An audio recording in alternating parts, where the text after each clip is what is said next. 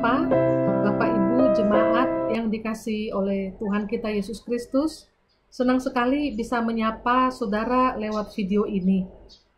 Sudah lebih sebulan kita mengikuti social distancing, dan itu artinya saya dan saudara tidak bisa bertemu, berjumpa, dan beribadah bersama di dalam gedung gereja.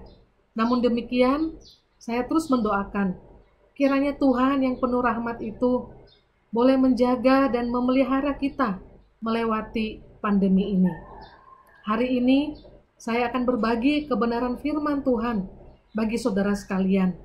Kiranya saudara dapat mengikutinya dan olehnya kita semua boleh dikuatkan dan dihiburkan. Saya akan membacakan dari Lukas pasal yang ke-24 ayat 50 hingga 53. Saudara bisa menyiapkan Alkitab juga dan membuka HP dan kita boleh membacanya bersama-sama. Lukas pasal 24 ayat 50 sampai 53. Mari kita baca bersama-sama. 2, 3. Lalu Yesus membawa mereka keluar kota sampai dekat Betania. Di situ ia mengangkat tangannya dan memberkati mereka. Dan ketika ia sedang memberkati mereka, ia berpisah dari mereka dan terangkat ke sorga.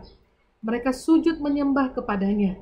Lalu mereka pulang ke Yerusalem dengan sangat bersukacita. Mereka senantiasa berada di bait Allah dan memuliakan Allah. Saudara yang dikasihi oleh Tuhan, apa dampak kehadiran Kristus bagi hidup saya dan saudara? Minggu lalu kita merayakan Paskah. Kita diingatkan bahwa Kristus, Allah yang kita sembah, adalah Allah yang hidup. Dia bukan Allah yang mati. Dia hidup dan hadir di tengah-tengah umatnya, di tengah-tengah saya dan saudara. Apa dampak kehadirannya? Saudara, penulis Injil Lukas mengawali dan mengakhiri kitab ini atau Injil ini dengan menggambarkan suatu dampak yang dialami oleh murid ketika Kristus itu hadir. Di awal Injil kita tahu di sana ada kisah mengenai kelahiran Kristus. Di dalam kisah ini penulis Lukas menggambarkan bagaimana kehadiran Kristus itu memberikan sukacita yang besar, great joy bagi seluruh bangsa. Kristus hadir ke dalam dunia memang untuk membawa turun dari sorga suatu kesukaan besar yang dicatat di dalam Lukas pasal 1 ayat 10. Dan para gembala yang melihat kehadiran Kristus di dalam palungan, mereka begitu bersukacita. Dan Alkitab mencatat, begitu mereka kembali ke rumah, mereka kembali sambil memuji dan memuliakan Allah. Kristus hadir, ada sukacita, ada pujian, ada kemuliaan bagi Allah. Dan di akhir dari Injil ini, di sana juga ada gambaran mengenai sukacita yang dialami oleh para murid dengan kehadiran Kristus yang hidup itu.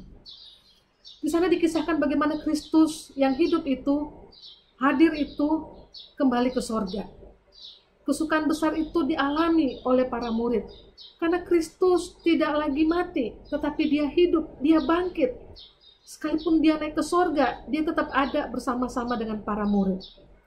Dampaknya bisa dilihat, saudara sekalian. Lukas menulis, setelah Tuhan Yesus naik ke sorga, para murid, mereka pulang ke Yerusalem dengan sangat bersukacita.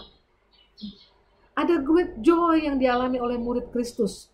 Sehingga Alkitab kemudian mencatat bahwa mereka senantiasa berada di dalam bait Allah dan memuliakan Allah. Saudara, selalu ada sukacita dan pujian dan kemuliaan bagi Allah ketika Kristus hadir. Saya membayangkan hal yang sama juga nanti terjadi ketika Kristus yang hidup itu hadir kembali di bumi untuk kedua kalinya. Setiap lutut akan bertelut, setiap lidah mengaku Yesus Kristus adalah Tuhan. Selalu ada sukacita dan pujian dan kemuliaan bagi Allah ketika Kristus hadir. Ini yang menjadi penghiburan kita di tengah kelamnya situasi dunia akibat terjangan COVID-19 ini. Tentu kita bersukacita bukan karena virus ini telah membuat kesusahan dan duka bagi banyak orang dan mungkin bagi termasuk saya dan saudara. Tetapi kita bersuka cita karena kita dapat menghadapi terjangan ini, dan bahkan kita akan mengalaminya dan melewatinya bersama dengan pribadi yang tepat, yaitu Allah yang hidup, yang hadir di tengah-tengah diri saya dan saudara sekalian. So, bagaimana kita bisa terus mengalami sukacita karena kehadiran Kristus?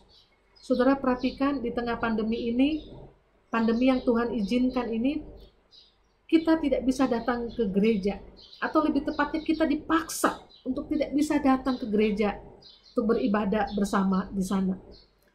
Lalu apa yang sebenarnya Tuhan inginkan? Di mana kita beribadah dan menikmati sukacita dan pujian, ya, dan menaikkan kemuliaan bagi Tuhan kita. Ya, mungkin saudara sudah mengatakannya di rumah kita masing-masing. Saudara, saya ketika merenungkan ini, saya mengingat kisah Sakeus yang juga dicatat oleh Lukas di tengah-tengah Injilnya. Ketika Tuhan berjumpa dengan Sakeus, dia berdiri, berhenti, dan dia melihat ke atas. Dia bilang, "Sakeus, turunlah. Aku hendak menumpang di rumahmu." Saudara, kehadiran Yesus di dalam rumah Sakeus, keputusan Yesus untuk menumpang di rumah Sakeus, menghadirkan sukacita yang berlimpah bagi pribadi Sakeus. Kita tahu cerita itu bersama-sama, bagaimana kemudian saking gembiranya, saking senangnya, saking bersukacitanya Sakeus, dia kemudian bilang, "Tuhan, semua yang pernah aku ambil dari orang aku akan kembalikan, bahkan lebih aku kembalikan." Saudara, karena ada sukacita yang luar biasa di sana. Ada sukacita, ada puji-pujian bagi Tuhan, ada kemuliaan bagi Allah ketika Kristus itu hadir. Nah saudara, saat ini Kristus tidak hanya ingin menumpang di rumah saya dan saudara, tapi dia juga ingin tinggal tetap di dalam rumah saya dan saudara. Dia ingin beribadah bersama saya dan saudara. Saudara, apa yang Tuhan lakukan ketika Tuhan hadir di dalam rumah kita? Tuhan akan mendengarkan akan segala jeritan hati kita. Dia bisa mengalami kegelisahan, ketakutan yang kita alami di tengah-tengah situasi yang tidak menentu ini. Dia hadir di dalam rumah kita untuk menguatkan setiap orang yang ada di dalam rumah kita. Dia hadir di dalam rumah kita untuk memastikan bahwa seisi rumah tangga kita ini aman di dalam penjagaan Tuhan. Saudara, bukankah ini suatu penghiburan bagi kita di tengah-tengah situasi dunia yang begitu kelam ini, saudara? Kristus hadir di dalam rumah kita dan itu memberikan sukacita bagi kita sekalian. Pertanyaannya bagi kita, saudara, kalau Kristus ingin beribadah bersama dengan kita di rumah kita masing-masing, hari ini apakah sudah ada puji-pujian bagi Tuhan dari seisi rumah tangga kita?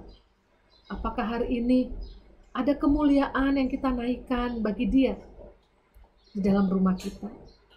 Saudara, Tuhan rindu beribadah bersama dengan saya dan saudara di dalam keluarga kita masing-masing.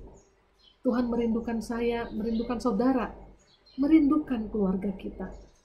Karena keluarga kita adalah keluarga milik kepunyaan Tuhan.